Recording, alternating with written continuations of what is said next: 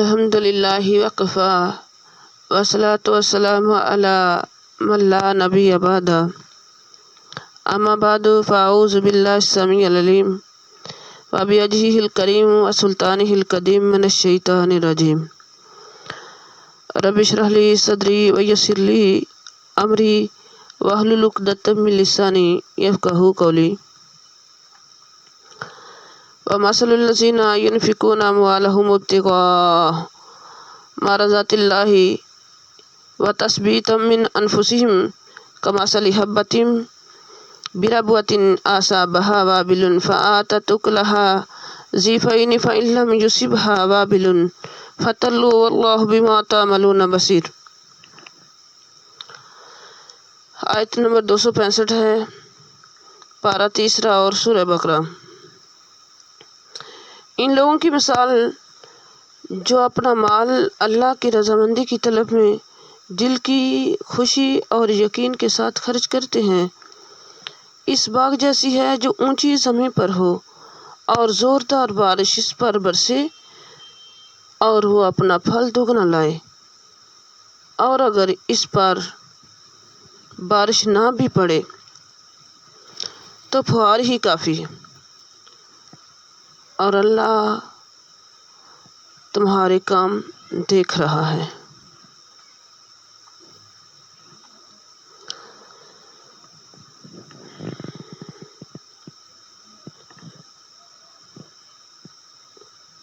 اس کے برعکس مثال ان لوگوں کی جو خرچ کرنے میں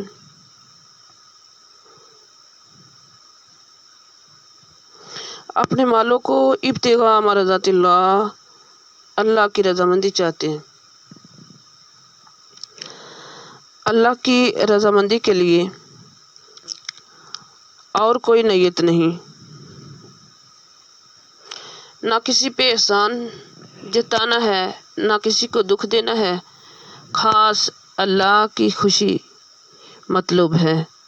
صرف کیا ہے، وَتَثْبِيتًا مِّنْ أَنفُسِهِمْ، یعنی کہ دل کے اطمینان کے لیے، مجبوری کوئی نہیں، مجبوراً نہیں، یعنی دل کو ایمان پر قائم رکھنے کے لیے۔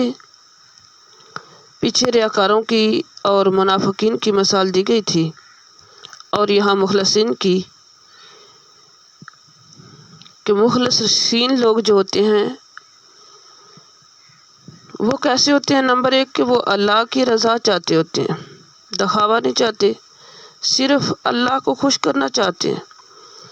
مال خرچ کرنے کے پیچھے ان کی خواہش کیا ہوتی ہے؟ کہ ہمارا رب خوش ہو جائے، بس اور کچھ بھی نہیں۔ اللہ کے راستے میں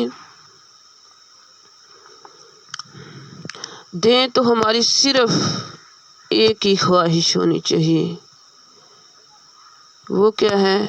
کہ ہمارا رب ہمارے سے راضی ہو جائے، اس کے علاوہ دوسری کوئی بات آنی ہی نہیں چاہیے، اور اگر آ جائے انسانی کمزوری کی وجہ سے تو اس کو نکال دینا چاہیے۔ دوسری کیا چیز ہے کہ وہ مخلصین کس طرح دیتے ہیں؟ تثبیتا من انفسہم،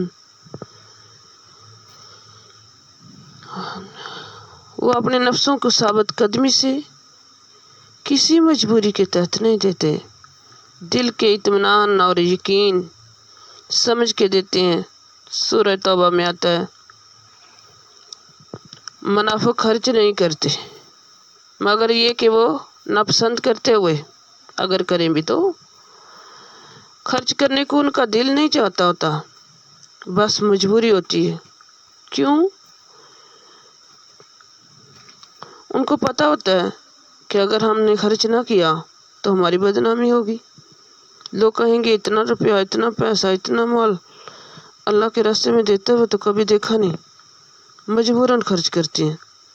لیکن میں قربان جاؤں، جو مخلصین کی جماعت ہے، جو مخلص لوگ ہوتے ہیں، ایک طرف ان کی اللہ کی رضامندی چاہیے ہوتی ہے، دوسری طرف ان کو چاہت چاہیے ہوتی ہے،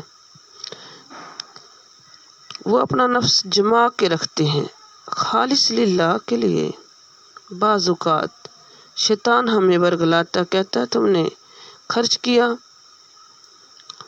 اور وہاں خرچ کیا، یہاں تو ثواب ہوگا ہی نہیں۔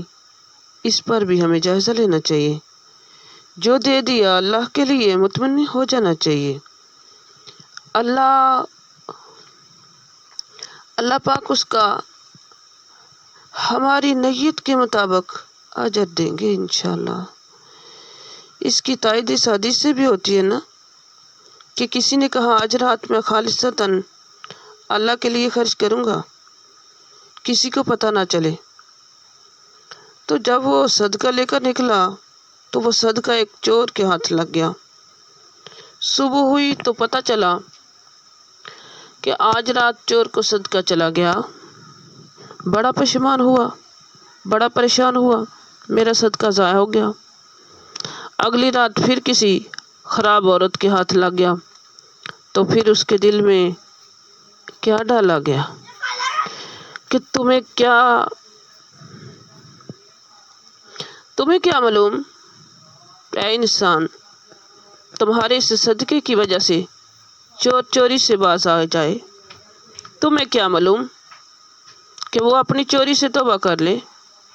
تمہیں کیا معلوم کہ زناکار زنا سے توبہ کر لے تمہارے اس نیک عمل کی وجہ سے۔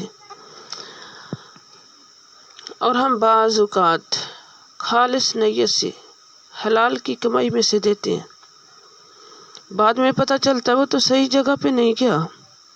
اس پہ بھی بندہ پریشان ہوتا ہے۔ اس پہ بھی پریشان نہیں ہونا چاہیے۔ کیوں؟ ہم نے اپنی طرف سے اللہ کو دیا تھا۔ کمثل حبۃ، اس کی مثال تو ایک باغ کی طرح ہے جو اونچی جگہ ٹیلے یا پہاڑ پر ہے۔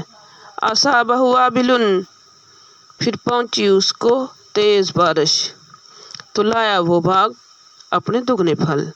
فَإِن لَم، پھر اگر تیز بارش نہیں بھی پہنچی، فَطَلُّ، تو پھر پھوڑ ہی کافی ہے اس کے لیے، یعنی کہ شبنم ہی کافی ہو، کیونکہ جگہ اچھی تھی، موسم بھی اچھا تھا، مٹی بھی اچھی تھی، لہٰذا تھوڑا سا پانی بھی اس کے لیے کافی ہو گیا۔ اس کا پھل خوب آیا۔ اس سے پتہ چلا اچھی زمین میں ہر قسم کے اچھے پھل آتے ہیں۔ اور وہاں ایسے شخص کا حال کیا ہوگا، وہاں جس کے پاس ایسا باغ ہو اور ہر موسم کا پھل ہے، اس میں کتنا خوش ہوا وہ۔ اور پھر اس خوشی کے عالم میں کیا ہوا، پھر پہنچ جائے اس کو بڑھاپا۔ ساری زندگی اس نے محنت کی، کیونکہ باغ تو ایک دن میں نہیں لگتا نا، ساری زندگی محنت کرنا پڑتی ہے۔ پھر اسی حال میں وہ بوڑھا ہو گیا تو کیا ہوا، وَلَهُ ذُرِّيَّةٌ ضُعَفَاءُ، اور اس کے لیے یعنی کہ اس کے بچے جو تھے وہ چھوٹے چھوٹے تھے، ابھی کمانے کے قابل نہیں ہوئے۔ فَأَصَابَهُ حِصَارٌ، پھر پہنچے اس کو بگولا، فِيهِ نَارٌ، جس میں آگ ہو اور اس قسم کی طوفانی اندھی ہو کہ جو انتہائی گرم بھی ہو، فَاحْتَرَقَتْ، باغ جل جائے، اس اندھی کی وجہ سے باغ جل کے راکھ ہو جائے۔ کذالک، اسی طرح اللہ تعالیٰ بیان کرتا ہے تمہارے لیے آیات تاکہ تم لوگوں غور و فکر کرو۔ اب اس مثال سے کیا سمجھایا جا رہا ہے؟ یہاں کسی خاص شخص کی بات نہیں ہو رہی کہ کوئی ایک کردار تھا کسی کا جس کی وجہ سے یہ ہوا۔ یہاں ایک حقیقت کو مثال سے سمجھایا جا رہا ہے۔ عمومی انداز میں بات یہ ہے، کوئی بھی شخص ایسا ہو سکتا ہے کہ جس کا یہ حال ہو کہ اس نے بہت محنت سے اچھے اچھے پودے لگائے، حتیٰ کہ پودے پھل دینے کے قابل ہو گئے۔ گویا یہ مثال جو ہے نا، یہ نیک کام کرنے والے کی جو ساری زندگی نیک کام کرتا رہا، صدقہ خیرات کرتا رہا، طرح طرح کی نیکیاں کرتا رہا، من کل ثمرات، ہر قسم کی نیکیاں، لیکن کیا ہوا؟ شیطان اس پر غالب آ گیا اور اس نے اس کی نیت خراب کرا دی، اور وہ 3 باتیں جو پیچھے بھی گزری ہیں، من ازاریا کا شکار ہو گیا وہ انسان۔ تو اب کیا ہوا؟ اب سب کیا کرایا، سب کچھ جل گیا، ساری زندگی کی جمع پونجی اور محنت سے کمائی ہوئی نیکیاں سب کی سب برباد ہو گئیں۔ کس بنا پر؟ کہ اس نے ایسا کام کیا جو شیطان کے پھندے میں آ کر کیا تھا، جو اللہ تعالیٰ کو پسند نہیں تھا۔ اس بات سے ڈرنے کی ضرورت ہے کہ انسان کبھی اپنی نیکی پر انسان کو پھولنا نہیں چاہیے، اور کبھی اپنے ہاتھ کی محنت سے اچھے اچھے پودے لگائے، حتیٰ کہ پودے پھل دینے کے قابل ہو جائیں، گویا کہ یہ کام، اور جب پودے پھل دینے کے قابل ہو جائیں تو پھر طوفان کوئی آ جائے۔ یہ مثال جو ہے نا، یہ کام انسان کی زندگی کی بات ہے کہ جو ساری زندگی، اس نیک انسان کی زندگی کی بات ہے کہ جو ساری زندگی نیک کام کرتا رہے، صدقہ خیرات کرتا رہے، طرح طرح کی نیکیاں کرتے رہے، من کل ثمرات یعنی ہر قسم کی نیکیاں، صرف صدقہ خیرات ہی نہیں، کبھی کسی کو ستایا نہیں اور احسان کر کے کبھی جٹایا بھی نہیں، اور طرح طرح کے انداز میں نیکیاں اور جتایا نہیں۔ اگر جتائے گا تو یہ سارے اعمال کیے کرائے زندگی کے اس باغ والے کی طرح برباد ہو جائیں گی۔ ریاکاری سب کچھ اڑا کے رکھ دیتی ہے۔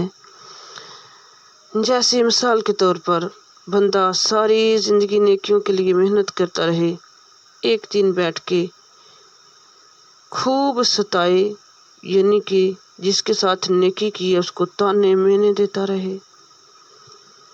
مثال کے طور پر اپنے بچے یا گھر والوں کے ساتھ ایسا کرے تو وہ سمجھو کہ اس وقت ایک بگولا آیا۔ کون سا بگولا؟ شیطان کا وار، جس نے آ کر ہر چیز کو سموتاج کر دیا، کیا کرایا سب ضائع کر کے رکھ دیا۔ اللہ اکبر کبیرہ۔ اس بات کا ہمیں عام طور پر احساس ہی نہیں ہوتا۔ شیطان چونکہ کھلا دشمن ہے، اور وہ کیا چاہتا ہے کہ ہم کام کر کے، محنت کر کے اور ضائع بھی کر دیں۔ او ایمان والو، اللہ پاک ہم سب کو شیطان کی چالوں سے محفوظ فرمائے۔ اللہ پاک ہمیں قرآن و سنت کی سمجھ نصیب فرمائے۔ دیکھو، شیطان کی چالوں میں سے یہ ایک چال ہے کہ بعض اوقات وہ نیکی کے کام میں ہمارا مددگار بن جاتا ہے۔ اللہ اکبر۔ کیونکہ اس نے پہلے کوئی نہ کوئی پلان بنائی ہوتی ہے کہ میں اسے اتنا تھکاؤں گا، اتنی محنت کرواؤں گا، اتنا کچھ کرواؤں گا، اور جب یہ اس درجے تک پہنچ جائے گا تو میں پھر منہ سے پکڑ کے گراؤں گا۔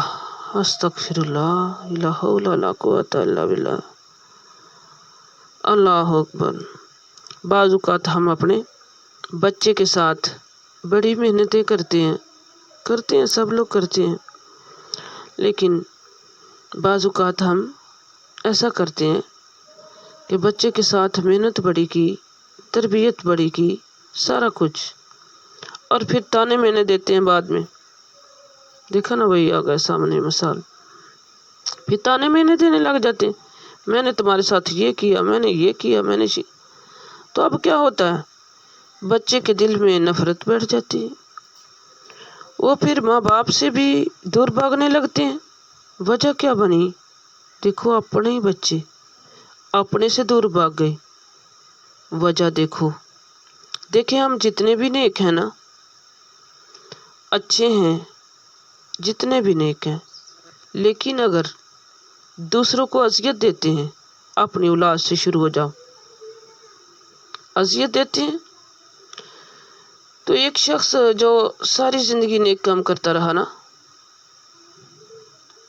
تو اذیت دینے سے اس کے نیک کام کیا کرایا سارا کچھ ضائع ہو جاتا ہے۔ ایک وہ آدمی جو اپنی زندگی میں نیک اعمال کرتا رہا، مرنے کے وقت غلط وصیت ہی کر جائے، واللہ اکبر، وارث پر ظلم کر جائے، تو اپنے لیے جنت حرام کر جاتا ہے۔ اللہ اکبر کبیرہ، والحمد للہ کثیرہ، وسبحان اللہ بکرۃ واسیلہ۔ اللہ ہمیں نیکیاں کمانے کی اور نیکیوں کو سنبھالنے کی توفیق نصیب فرمائے۔